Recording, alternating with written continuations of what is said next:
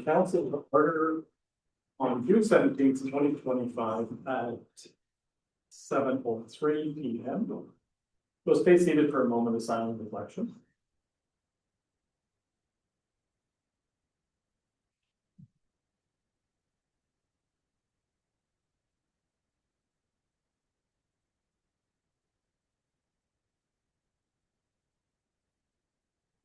Thank you very much. As we gather this evening, I acknowledge on behalf of council and our community that we are meeting on the traditional territory of the Algonquin people. We thank the Algonquin people and express our respect and support for their rich history. And we are extremely grateful for the many and continued displays of friendship. We also thank all the generations of people who have taken care of this land for thousands of years. We'll move on to the mayor's address.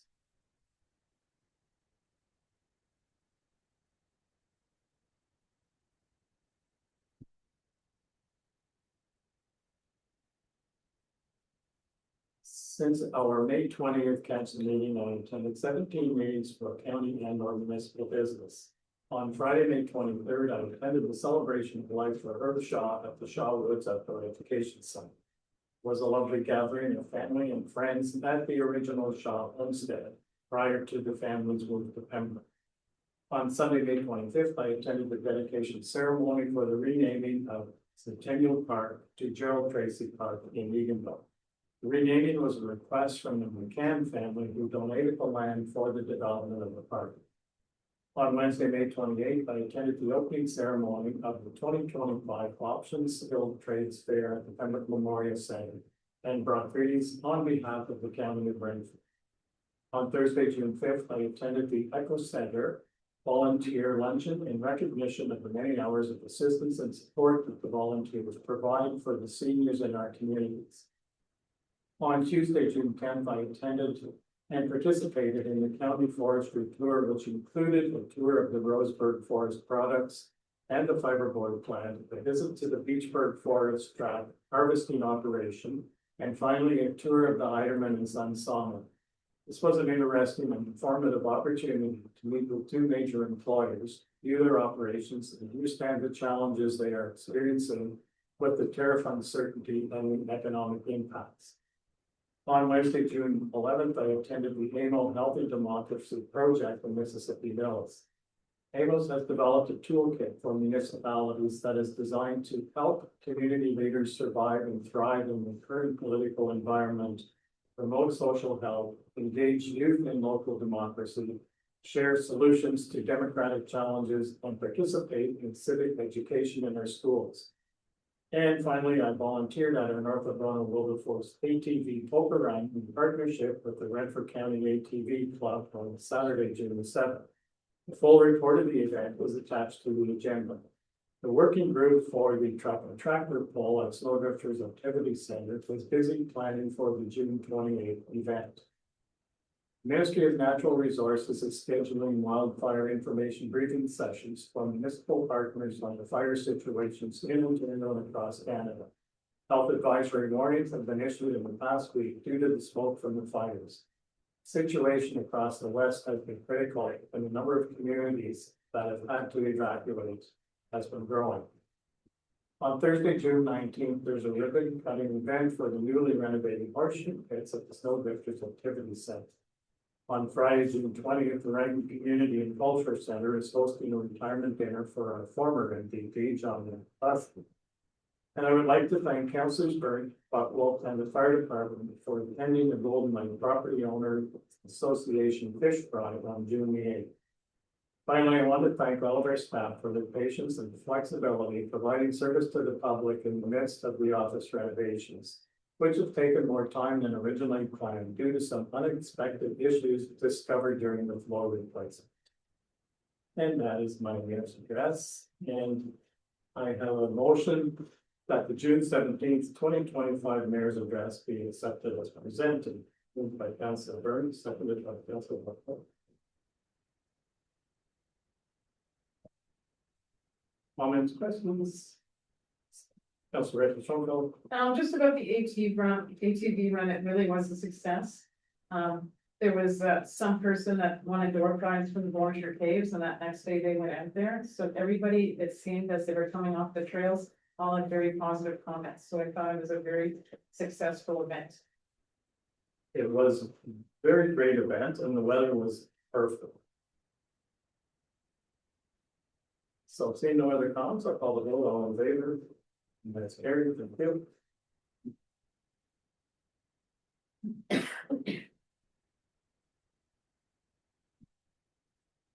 Are there any declarations of pecuniary interest in the general nature thereof?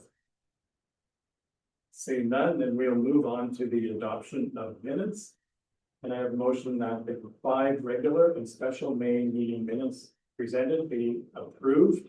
And that was the May 20th, 2025 public zoning meeting minutes, the May 20th, 2025 regular council minutes, the May 23rd, 2025 special council minutes, May 29th, 2025 public shoreline minutes, and the May 29th, 2025 special council minutes. Moved by Councillor Robinson, seconded by Councillor Richardson.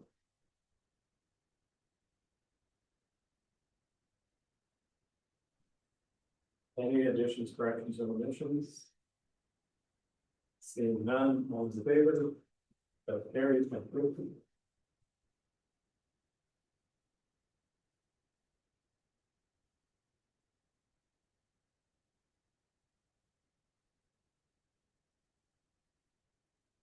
And so tonight we have a delegation from Rory of McKilligan and Associates, and I'll turn the floor over to you, Rory. Thank you very much. Also, so we'll move ahead to page 1 of the financial statement knowledge.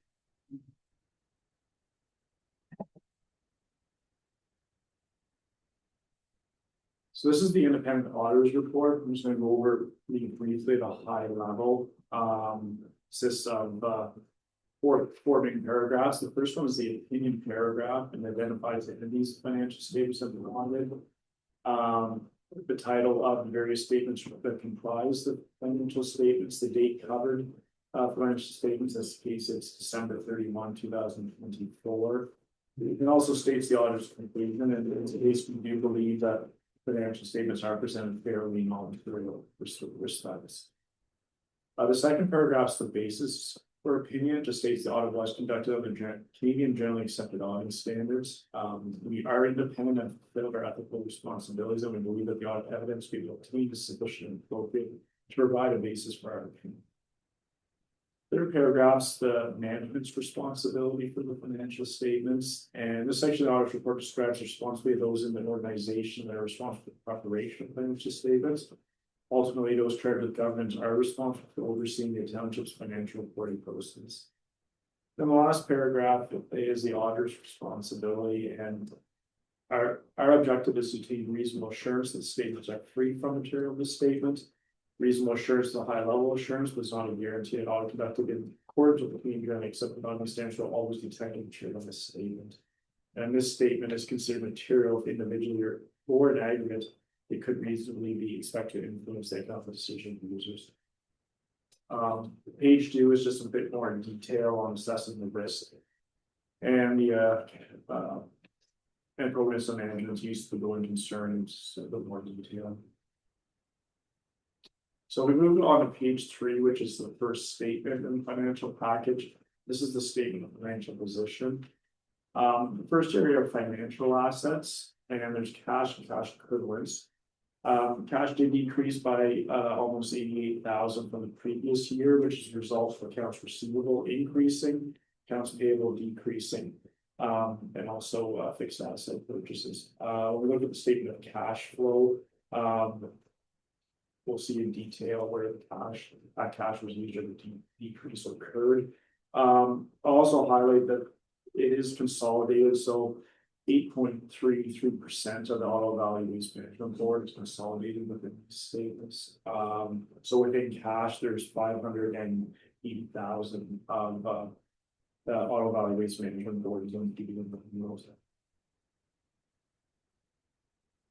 The second item is taxes receivable. Tax receivable did decrease by 94,000 from the previous year, so taxes are currently 11.8% of taxation bill, down from the 13.9% of total taxation bill. And this would include county and taxation amounts, or county and school amounts, which the municipality has to collect. The township is working on reducing the amount, it frees up cash flow for use in operations or investments. The third item, accounts receivable, it increased by 306,000. It consists of HST of 189,000, which is a decrease of 40,000. 637 from the Ontario Municipal Partnership Fund funding. There's tourism growth grant of 44,500.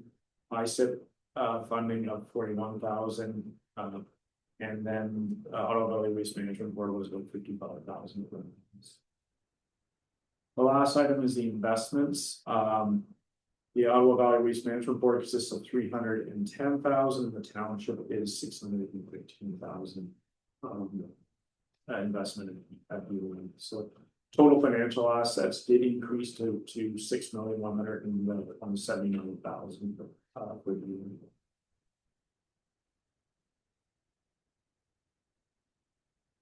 Next area are live. If you want to entertain questions any further along the line. Yeah, if anyone has any questions, just stop and ask. Okay. The next area is liabilities. The accounts payable and accrued liabilities. It decreased by 179,714. Trade payables decreased by 113,000 to 167,000. It's just a time issue when invoices are paid around year end or when they're received. Then there's due to county amount of 7,800. Wages payable of 54,000, New Ontario of 140,000, and all of our waste management of just about 31,000. Deferred revenue obligatory reserve fund. The obligatory reserve fund, it consists of gas tax of 2,260, and then also PISA funding $230. And the other deferred revenue amount decreased by 1,672, and it consists of living up of 10,000, and then sport of around 1,700, and then cannabis funding of 2,000 or 20,000 weapons. The difference between obligatory reserve fund is it's stipulated by the funding that it has to be on a separate bank account and used for very specific reasons for the term. The third item is the asset retirement obligation. This is the estimate of the closure and post-closure care of the solid waste landfill in future years. There was a decrease of just about 20,000. 62,500 relates to the township, and the balance of 563,000 relates to all of our waste. The landfill is obviously closed in this case in this project, but there's more than and then the last item is the net long-term liabilities of 10,381. This venture and loans, and it's related to the Ottawa Valley Waste Recovery Center, and there's a reduction of the $5,087. So total liabilities were just over $1 million at $1,338,632, resulting in net asset of $5,140,129, which was an increase of $395,500 from the previous year.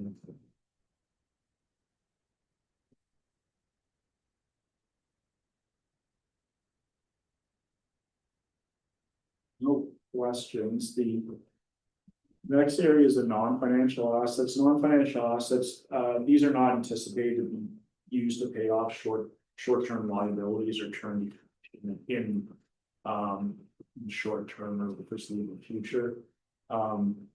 Tangible capital assets, the gross amount of assets less amortization. There was a decrease of 213,000, which is the result of 1,503,000 amortization, but then there's also additions of 1,347,600 in additions. So what that resulted in reduction. The additions during the year were there was 2 vehicles purchased for fire, the Ford, a truck of 56,000, the Dodge Ram was 76,000, and bumper gear of 13,000. And roads, there was the Coyote tractor of 51,000, GMC truck of 118,000, and then over at Dunge Rosewood Road of 230,000. Point Church Road of 374,000, Schumann Road of 104,000, Lake Dory Road of 43,000. And then the recreation area was $110,000 worth done. So those are the main capital additions during the year. The second item is inventory of supplies. It consists of fuel, gravel, sand, and salt. The township had at year end. There's a small change of 5,000, which is released to usage at year end. Winter events. And then last item are prepaid expenses, related to expenses that were paid prior to the year, but were used, were used early to 2025 year. There's an increase of 41,756, and it relates to service contracts and training that the municipality purchased that will be used during the year. Auto Valley Waste Management had a small balance of 2,434. So total non-financial assets did decrease to 20,330,721. This resulted in a total accumulated surplus increase of almost $229,000 for the municipality.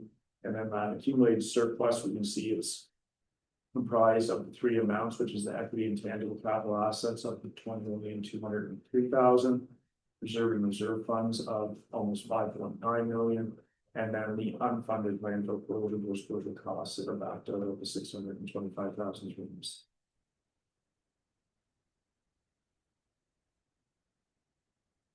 So our equity and tangible capital assets has decreased slightly from 2023.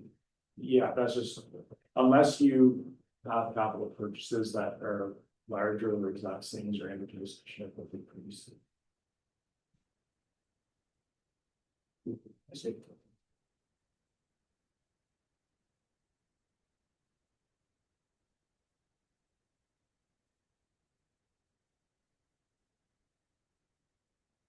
If we look at page 4, I won't spend too much time on this one. It's the consolidated statement of operations. So this operations does include the Auto Valley Waste Management Board, and then it also doesn't. It includes amortization but not transfers to reserves or your tangible capital equity. So it's not as reflective. I think it's a little bit easier to understand if you skip ahead to page 17.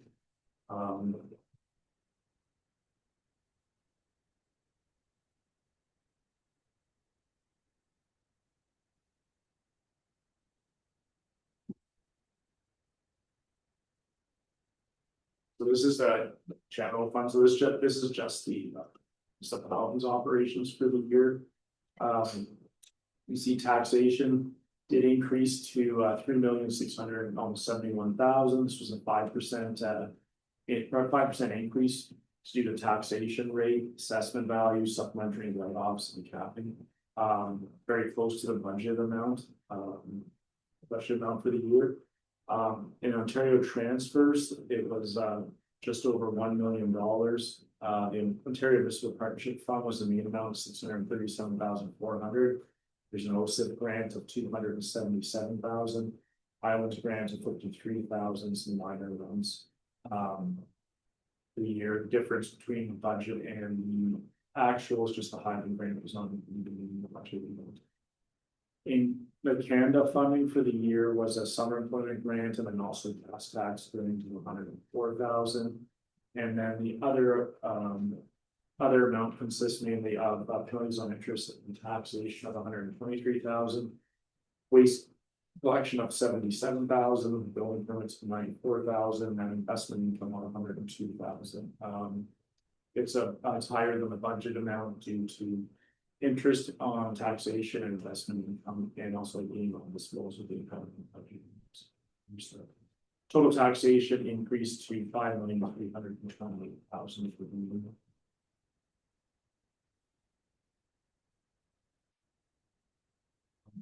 On the expense side, in general government, this consists of council wages, administration wages of just about $459,000, administration materials of $196,000, administration contracts of $152,000, and there's small amount of amortization of $12,000 within general government and protection of persons and property.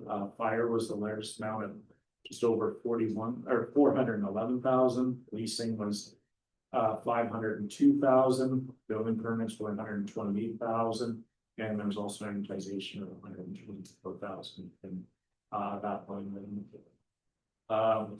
In transportation services, the largest expense for the municipality, salaries were 618,000. Materials of 631,000, contracts of 44,000, and largest item was amortization, which was 1,278,000.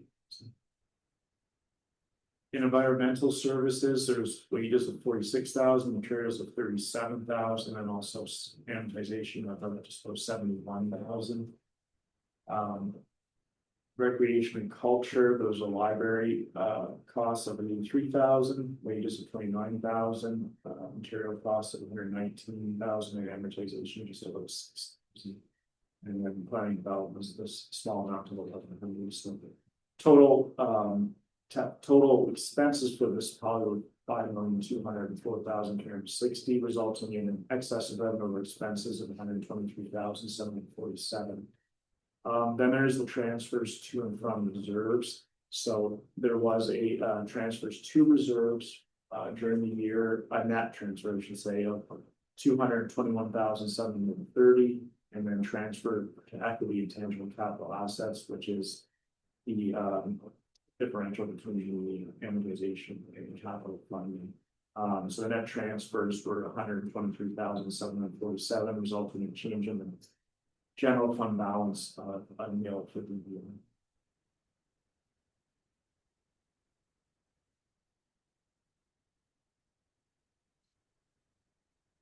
So transfers to reserves for roads, where does that show up in the statements? Transfers from reserves to road projects. It comes, like, let's say, like that transfer will be within that 221. Like, if we go to if you go over to page 20. This is the schedule of reserves.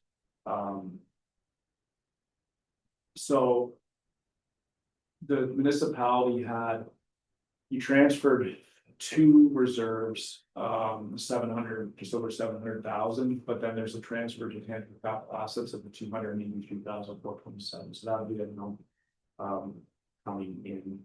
Okay. So then that's where you get the net amount. That net amount is what shows on the statements. It won't be this includes all of values, unfortunately it doesn't tie in directly, but the municipality that you're seeing the net amount, whether you're transferring in reserves and what you're bringing out is what's shown on the statement. So even though you may bring a large amount over for say road projects, you're putting in larger amount when it doesn't here. So I guess while we're on this statement,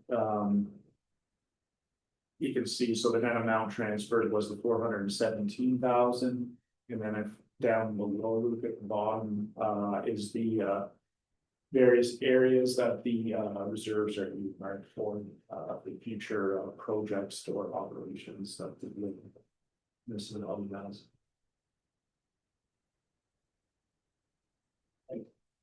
That's what I can show about. Just on page 18, what is that? And it says net book value and it says land buildings. What's a linear asset? What are those? Just those. Yeah, because they have to allocate value to a land, it's all over the dollar, but that's anything underneath the road.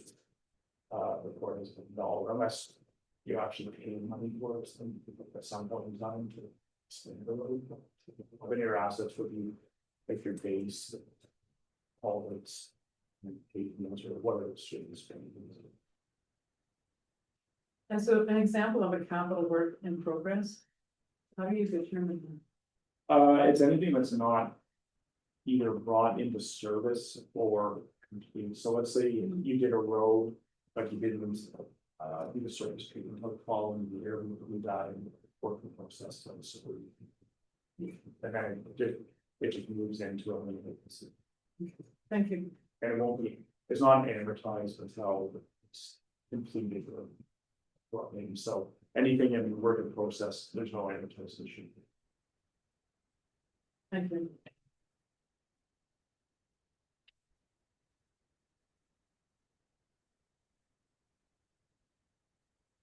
I guess maybe the last statement, we can just take a quick look at is on page 6, Lucas, just the cash flow statement that I mentioned previously.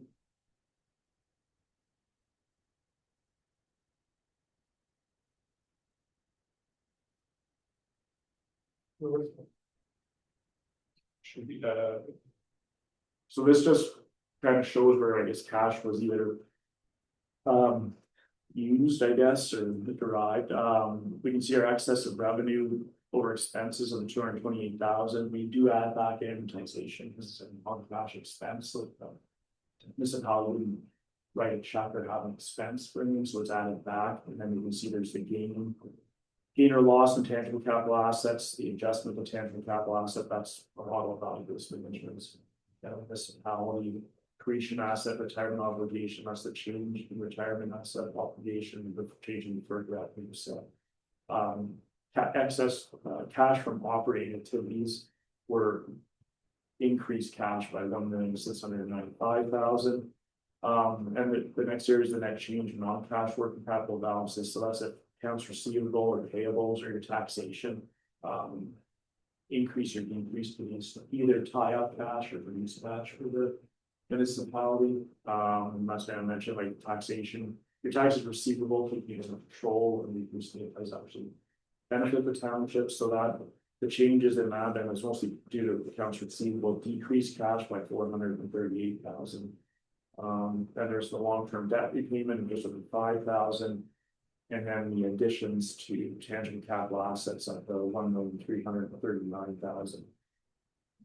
So the total of all those amounts together result in, as I mentioned previously, the decrease in cash of 87,007.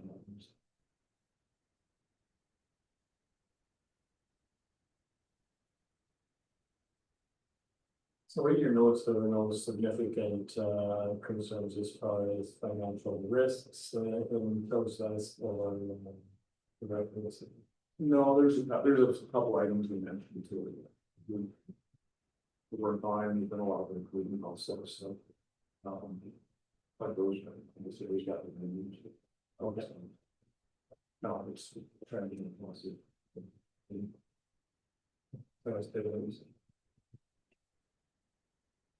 Any other questions? Say none, then I do have a motion. Council adopts the 2024 draft financial statements. Moved by Councilor Bird, seconded by Councilor Buxton.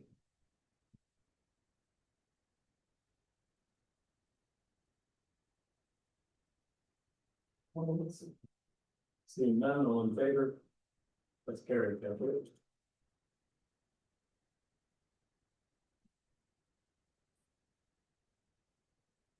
Very much, Roy. You need the presentation.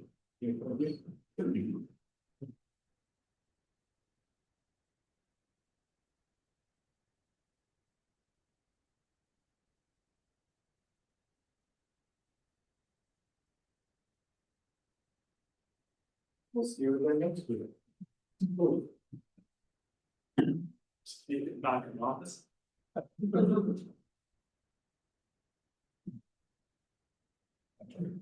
Good night.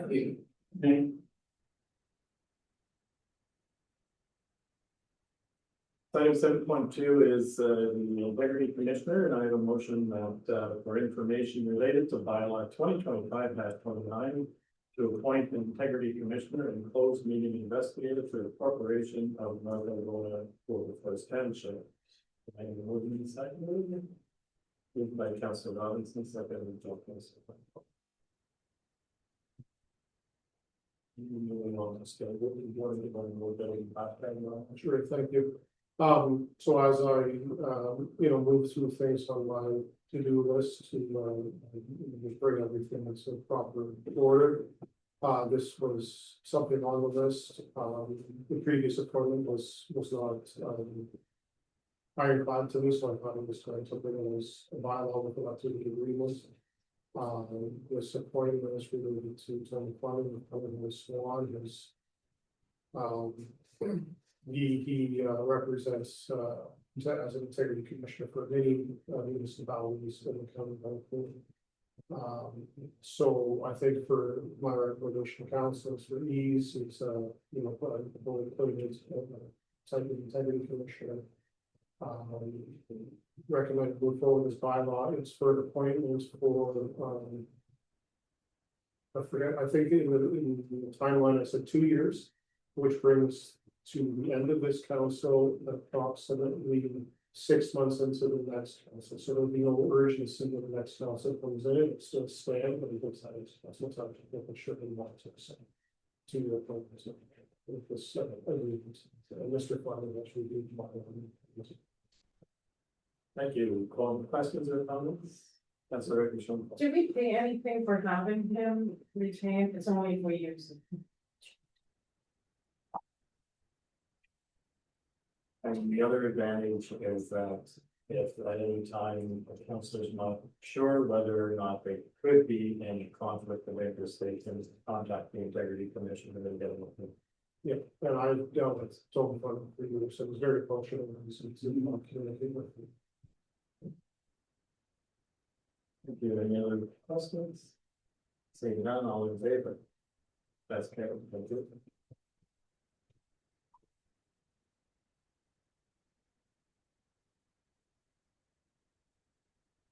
And 7.3 is the summer work schedule. And I have a motion that council approves an amended 2025 municipal business calendar to remove the summer Wednesday office closures.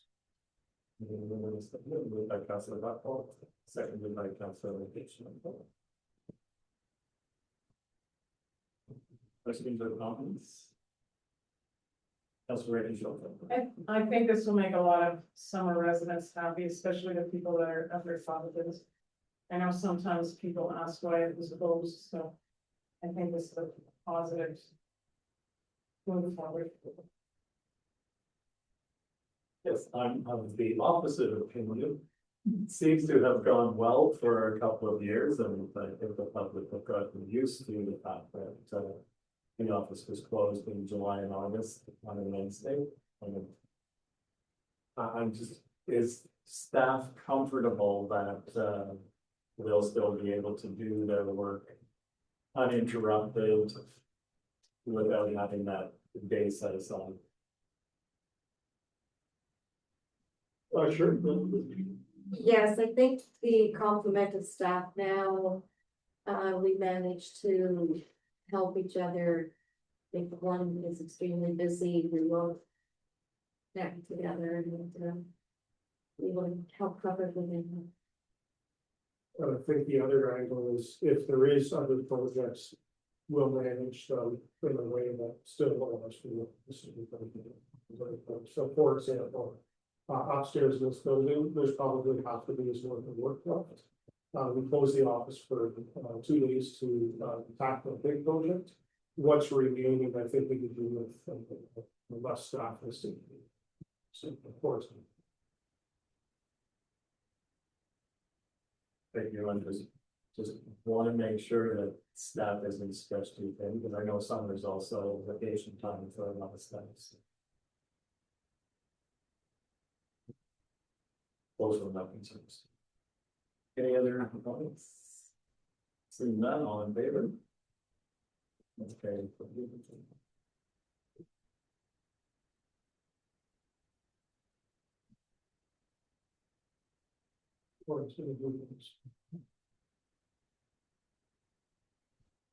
So item 7.4 is a tender for supply and stockpile of winter sand. And I have a motion that council accepts the tender NAW 2025 04 for the supply and stockpile of screened winter sand treated.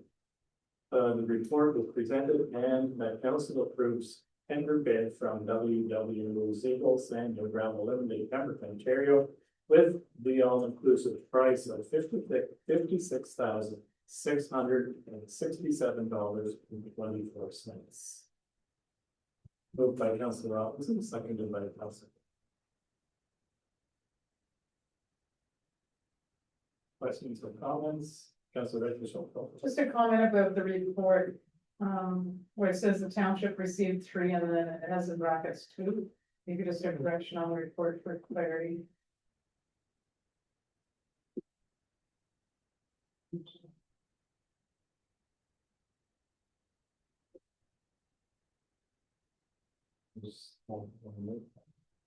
Just do it, 2 and 3. No, that's just like, or it's two those.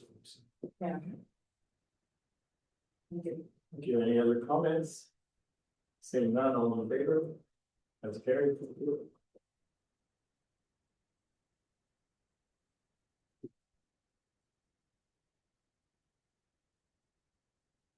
Item 7.5 is the tourism initiative, and a motion that council accepts the tourism. The tourism township tourism initiative report of information from trouble getting that one. Could you do that again?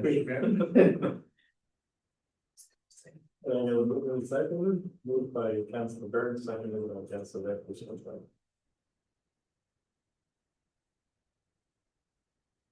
Questions or comments? We could, yeah.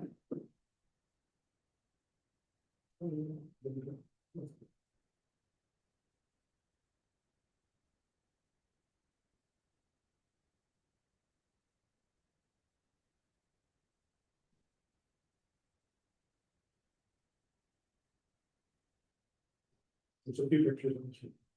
There. Inside the little can. So I hope maybe you've driven around and seen some of these, but if not, here are some photos. And I also listed where the funding for each of those sites came from. So, because it came from. This is brand new. I haven't seen this sign yet.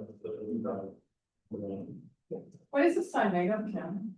Some of them are made of, like a core poly type of, acrylic, and then a couple of them are.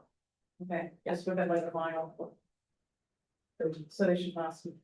They should last a long time, and even all the poly ones, like that one is, I think that one's a metal one, but depending on which grade. Because the metal ones are a little bit more expensive, but they're all framed in wood. That's same, so.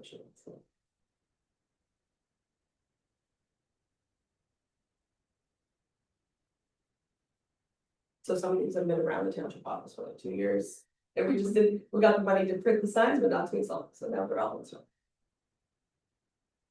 I really like the signs and the already post. Right. In the community garden, it's all printed now, so. Well, here, we'll just hit it. It's all printed. Oh, that's just a before and after. So that was, I mean, that was. So it's the middle part of it. The blue, Yeah. oh, that was part of the My Main Street, yeah, was part of that tourism. This one, yeah. Yeah. And the sign as well, so. we can list them. Okay. And then the explanation is up now. On the bottom there, you can see the text, and that just went up. Took a while.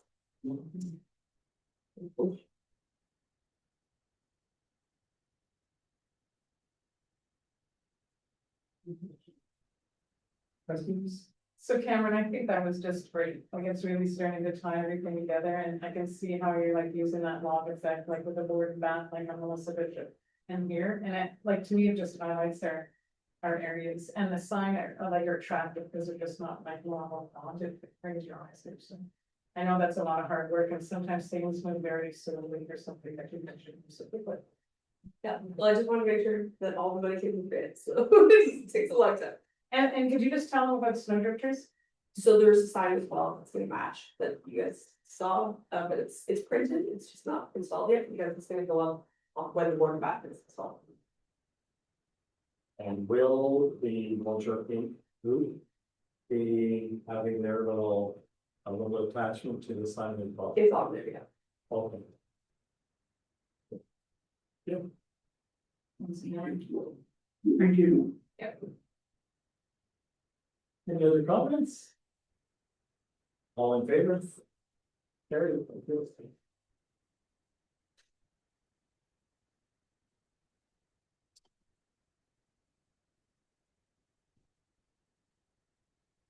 Item 7.6 is the Public Works Case International Tractor. I have a motion that council accepts the Case International Tractor repairs report as presented. Moved by Councilor Burke, seconded by Councilor Robinson. Questions or comments? Councilor Robinson. So is the plan then to somehow sell it? It doesn't sound like it's worth from there. But then a tractor like that would be like over $100,000, right, Logan? Like, so is the plan to get a new tractor, because that's budget item. Yeah, as noted in the reports, it'll be part of the 2026 budget sort of discussion. As we continue to talk about capital investments. I'm not saying what some people do, some farmers, so down near Ottawa, they use like John Deere's, I know for sure, for snow removal and stuff, and it's a rental place, like, I'm not sure how much like that case got used all year long. Like, maybe that's an option too, where you rent it for the season. But I don't know. When we talk about budget, about for 2026, it'll be going through department by department, so.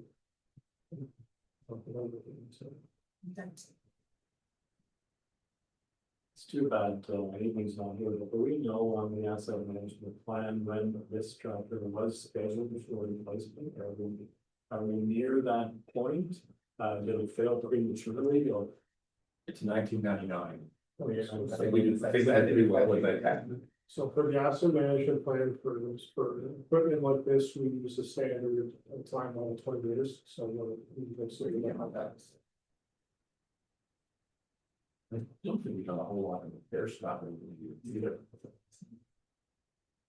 We've got that. Okay. This one of the main nature. Yeah, couple of years. Any other questions? Seeing none, all in favor? That's carried. Thank you.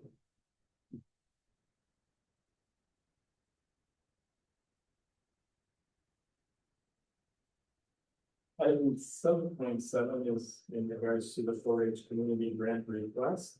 I have a motion that the council approves or refuses the waiver of the $75 rental fee of the Golden Lake Hall for the Golden Lake 4-H Sheep Club to host a fundraising paint event on June 28th, 2025. Moved by Councilor, well, I guess we need to decide first of all whether we're approving or refusing. I kind of do, because we've had these, like sort of resolutions in the past, so we've had some strike throughs and modifieds, I thought it was making it easier as a system. We can discuss the issue before the resolution. Or before it's moving. So it's moving second. As far as direction, Well, there you go. I think I can do a discussion on. right. That's right. So $75 is half price, correct? So I talked to somebody that does stuff for the Beachford Fair, and they have groups wanting to come in and use the facilities, and what they do is they kind of say yes, but looking for like an in-kind donation. And I agree with the fact that it's nice to give the space, but I also think people have to realize that, sometimes you have to do something to get something. So I did talk to Cameron about the community gardens and like, maybe the 4-H, we give it a half price and maybe there'd be a in-kind donation of just helping to feed with the kids. That teaches them social social responsibility and, you know, we're doing something. And we're getting something in return, but we're also helping out the community, maybe something else. Just a thought, just putting it out there, because I thought it was a unique thing that Beachburg Fair and that organization was doing for groups that wanted to use their facilities. So are you leaning to approve or refuse? I'm leaning to approve with a star that says we'd like them to help with the community there. Councilor Burton? I agree with Jan. Councilor Allison? Have these discussions, we seem to be separated from the system. Last time we talked about it, we felt that we were getting this with class each year. Less than soon.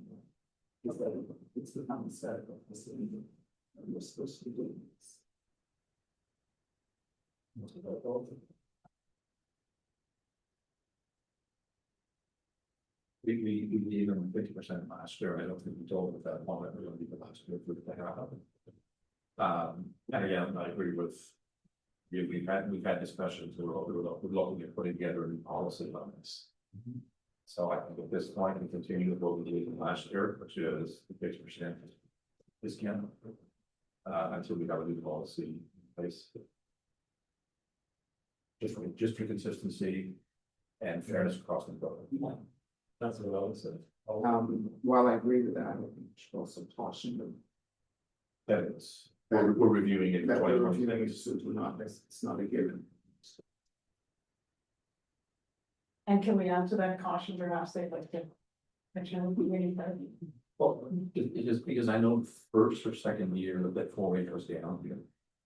And they were using them all year, I know, because they did this flower bed back in there, that they looked down for 2 years, I don't know if they still are or not. It might be just a nice thing to ask them when they can count out the township.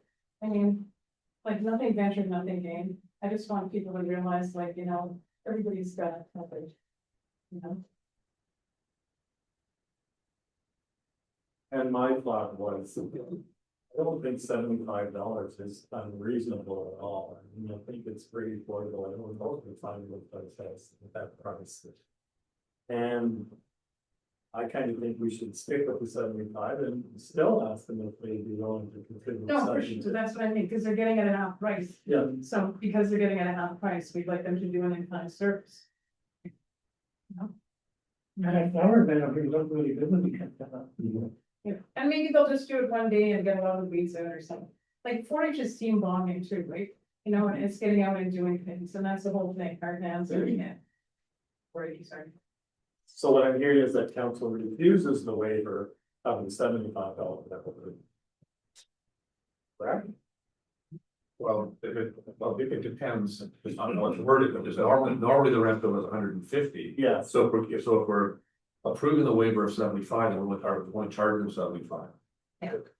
So maybe, Exactly. maybe before we read the resolution, we just say that that council approves a $75 rental fee. And we'll just take the refuses the waiver out of Yeah. Yeah. Is that okay with staff? Did we do it right? Laura, is that right? But then we could bring up those 2 points like we're in.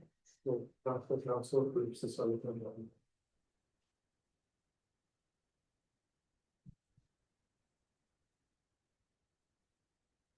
And then everybody goes to the tractor farm and they. To collect the garbage. Okay, so the resolution, then reads that council approves of the $75 rental fee of the Golden Lake Hall for the Golden Lake 4-H Sheep Club to host a fundraising painting day on June 28th, 2025. Moved by Councilor Buffalo, seconded by Councilor Shelto. Any further comments? Seeing none, all in favor? That's carried, thank you.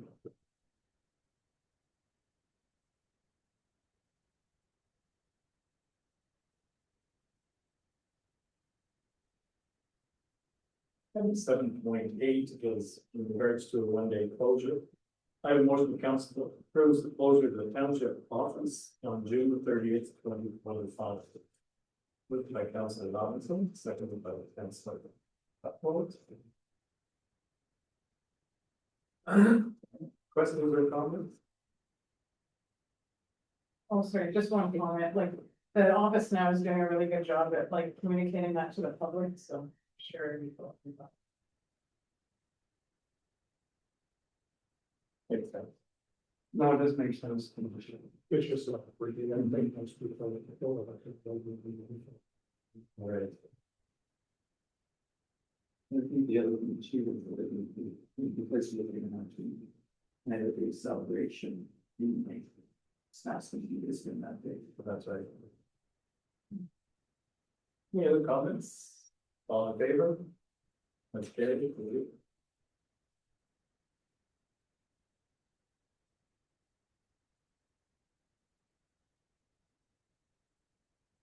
Item 7.9 is the fire department surplus equipment. I have a motion that council accepts the report as presented and declares the equipment listed surplus and directs staff to dispose of the item in accordance with township policies. Moved by Councilor Burke, seconded by Councilor Robinson.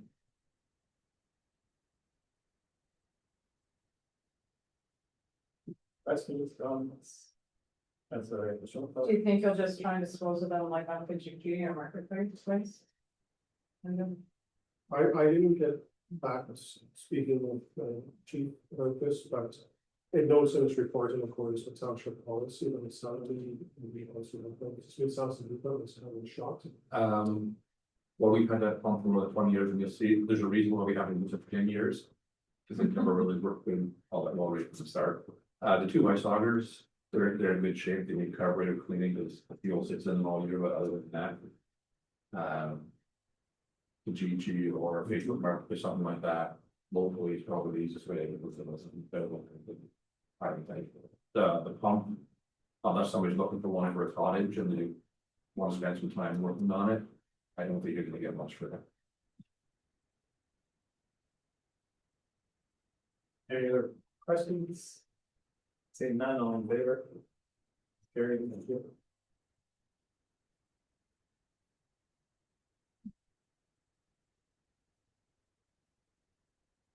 And 7.10 is the Moultrie Union Public Library, CEO and board reports. I have a motion that council accepts the Moultrie Union Public Library Junior Board and CEO reports as information. Moved by Councilor Bucknell, seconded by Councilor Burke. Questions or comments? Councilor Michelle. Councilor Robinson, any idea why the Wi-Fi was up so much? And like, when they do the youth night and the homeschool relief program, how many people would be involved in? Well, they kind of provoke them.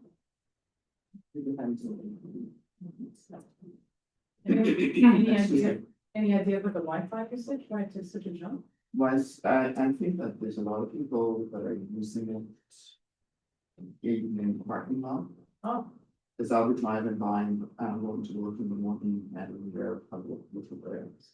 So it's not just using it inside the library.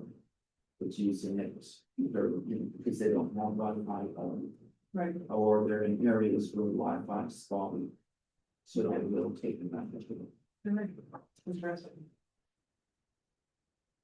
Yeah, 2 of those days are Saturdays, so it's probably just people come around with that. Yeah, because I was right by, like, even first thing in the morning, there was a Saturday morning, where there's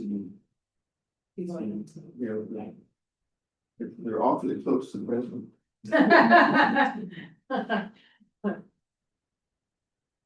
And the Authors Festival is planned and. It's roaring right ahead, there's actually some really good authors. And, yeah. They're very excited about it. They're actually having a waiting list by year. These are authors that, because they've heard such good stories about it. They'll say, yeah, I'd like to be one for that. Because apparently, compared to some of the larger cities, we have some of the best attendance. Yes. Authors festivals, and that's why the authors are out to. Exactly, they get to stay, overnight if they want to. And, very well, it's very, very well received. We have people coming from far afield to listen to these. It is a lovely event. Mhm. I'm certainly going to invite the guests.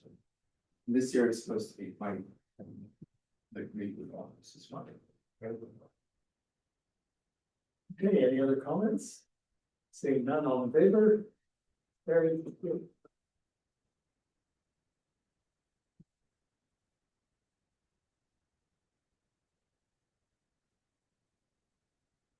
So item 9.1 are the non-action items, and I have noted the council accepts correspondence, non-action items 9.1.1 to 9.1.5 as information. Moved by Councilor Robinson, seconded by Councilor.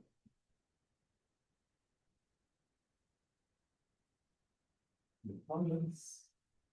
None, all in favor? Very good.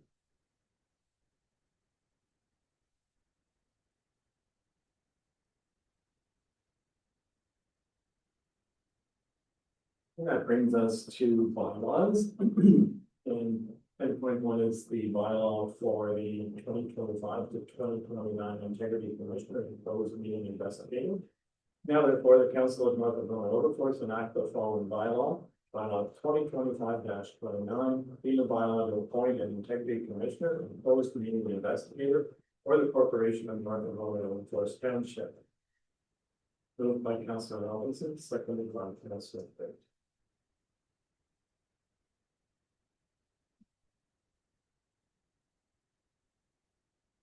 Questions, comments? All in favor? Very good.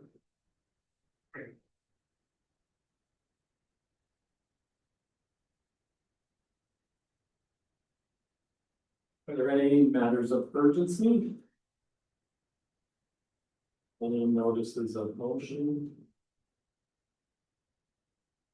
We'll move to reports from committees. And I have a motion that council accepts the June Recreation Committee Chair report as presented. Moved by Councilor Schoenfeld, seconded by Councilor Robinson. Councilor Schoenfeld, if you want to comment on the report. Sure. Well, it was a very successful ATV run, so that was a really good kind of sharing activity between the West County ATV Guild and the North Algona Recreation. So that was a very successful event, I thought. We've been really working hard on the truck and tractor bill. Kevin Clark has been working extremely hard. He was running the bulldozer yesterday. And lots of parts are coming together, so I'm just hoping Mother Nature will be on our side. And the last thing is, I didn't realize that there was a volunteer appreciation kind of month that was the end of April going into May. And like, I find just the volunteers in the rec committee have been working really hard at all our different activities we've done throughout the year. So at some point in time, I don't know how to do it, but I'd like to recognize them, whether we, say something on our Facebook page or something. Because I mean, they're giving up a lot of their time and brainstorming a lot, trying to make all the activities work.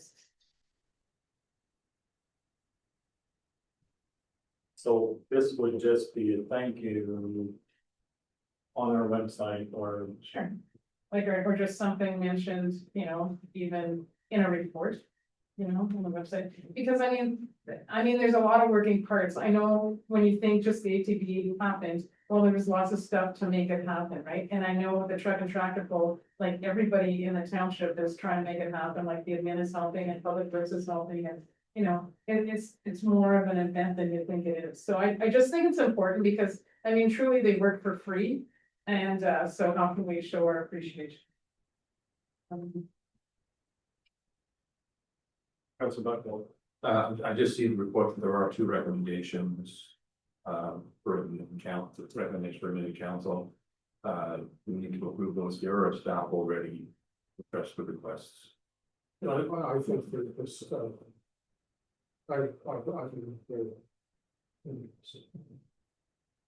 I know, so I've gotten a North Algona flag and I talked to Adrian and the Canada flag should be here, but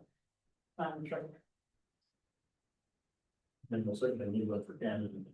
And I'll certainly, I'll take it off of that and put it somewhere else, but along with the walkie talkies, I have to get back, and then I have to get back. Thank you for that report. Any questions?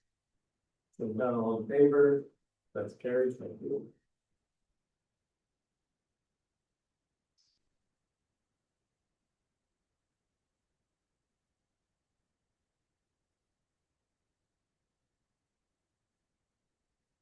So. Upcoming meetings and unfinished business. We have the horseshoe ribbon cutting ceremony at the Snowdrifters Activity Center, June 19th, 2025 at 10 a.m. So if there's counselors available and you're able to attend, please join that ribbon cutting. Yeah, I'm gonna go and also. Oh, it's at noon. Yeah, because, I'm gonna get there around 11, I guess, the month, yes. Sorry. Everybody's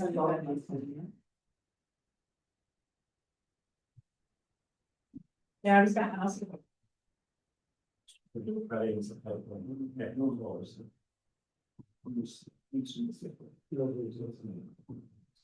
And the next regular council meeting will be August the 19th, 2025 at 7 p.m. And then at this point, yep, And for council, because we're all together, I was thinking of, seems like there may be a special council meeting next week. If it's not too much to ask, June 26th, that sounds good. Let's see, there's a few items that. June 26th is the thing that's on the meeting, but we'll email. Okay. And we'll be right on this or something around. So something like it's not appropriate.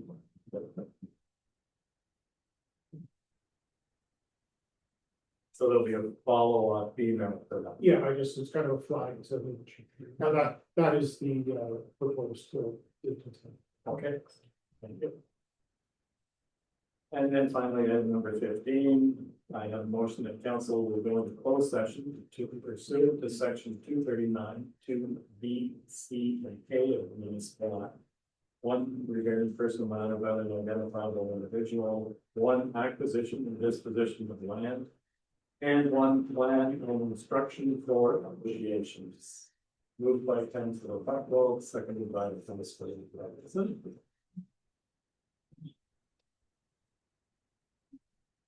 And we will be moving into close at 8:05 p.m. All in favor? That's carried. That's good. Good night. Have a good night. So I have a confirmatory bylaw 2025-30 being a bylaw to confirm the proceedings of council for June 17th, 2025. That's what we've read the first and second time this 17th day of June 2025, moved by Councilor Byrd, second by Councilor Robinson. Isn't anyone on my head there? Thank goodness. Had my head up all the other times. It's read a third time to finally pass the 17th day of June 2025. All in favor? That's carried. Thank you. And finally, I have a motion that this June 17th, 2025 regular meeting of council adjourns 9:12 p.m. Yes. Moved by Councilor Burton, seconded by Councilor Forbes. All in favor? Very, thank you. We are adjourned.